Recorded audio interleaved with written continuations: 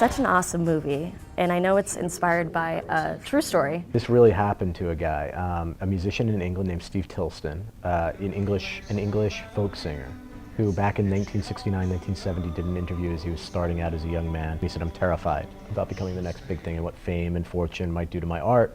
Cut to 40 years later, he essentially gets a knock at a door that back in 1970, John Lennon read that interview, wrote him a letter offering him advice on his career and his home phone number.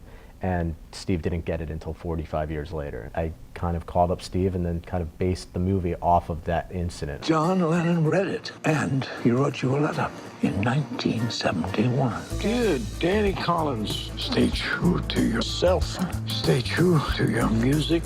My phone number is below. We can discuss this. Steve's life in real life wasn't actually very cinematic.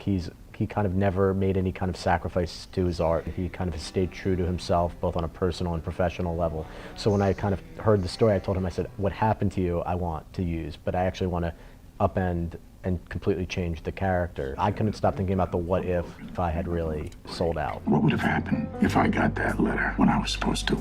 And then got this letter that could have changed everything 4 decades earlier. I know you envisioned Al Pacino as the lead role. I wrote it picturing him, and then I sent it to him, and then I was kind of called to New York. He was doing Broadway, Merchant of Venice, and I received word that Al had read the script and really liked him, and I kind of went to New York. When a director really wants you to play this part, you have to say, all right, I'll do it. I did that with The Godfather. Francis wanted me to play Michael Corleone. He was so adamant.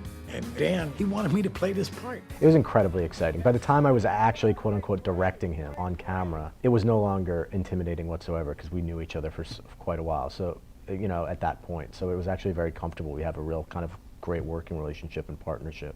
And what about the other cast? I mean, you have Annette Bening, Jennifer Gardner, almost an all-star cast. Yeah, Christopher Plummer and Bobby Cannavale as well. It was a dream come true. When you get Al, it makes it all easier to get the other people. Yet they all have turned out to be, beyond being like the most talented actors of their respective generations, they're all nice people. It's not like when you have to lie and pretend that the movie stars are nice. They're actually all, I enjoy hanging out with each one of them. I read online that you had some table reads in Al Pacino's backyard with the cast. Yep, because it was an indie movie. We made it for an indie budget. We would often do it during the weekends during the shoot. So, you know, you're shooting Monday through Friday, and Saturday and Sunday you go to Al's house and work through the scenes that you'll be doing for the upcoming week. And it actually wound up being a really useful tool, A, in terms of just getting chemistry between everybody and everybody being comfortable, but B, for me as a director, kind of knowing what I'm looking at and facing next week. So you filmed, I know, at the Greek. We had 10 minutes during an intermission of a Chicago concert to shoot like one of the most challenging and important scenes in the film, and I wanted it to be real.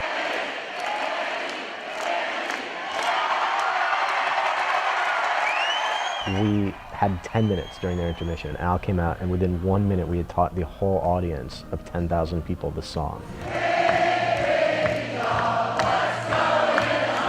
And so it's genuinely, that's 10,000 people singing our made-up song along with Al Pacino. By minute 7, we had everything we needed, and I told Al he could stop it. He was dancing and singing around stage. He was loving it, being a rock star, I think.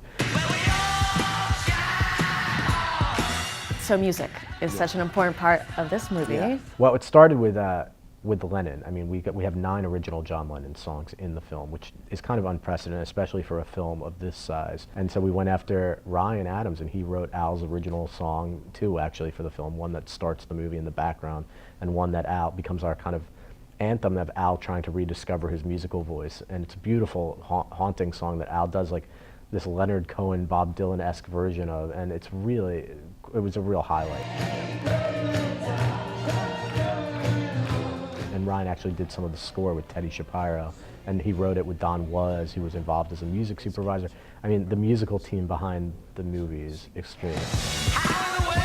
You know, I've spent my entire life trying to become the man that you aren't. I don't know what to say. I don't need you to say anything, man. I just need you to leave. You're gonna have to deal with it because I'm here. The goal was to make something about family and second chances, and that makes you feel good, but hopefully makes you like kind of emotional and gives you a good kind of little bit of a tear in your eye, but also makes you laugh and you enjoy yourself for 2 hours.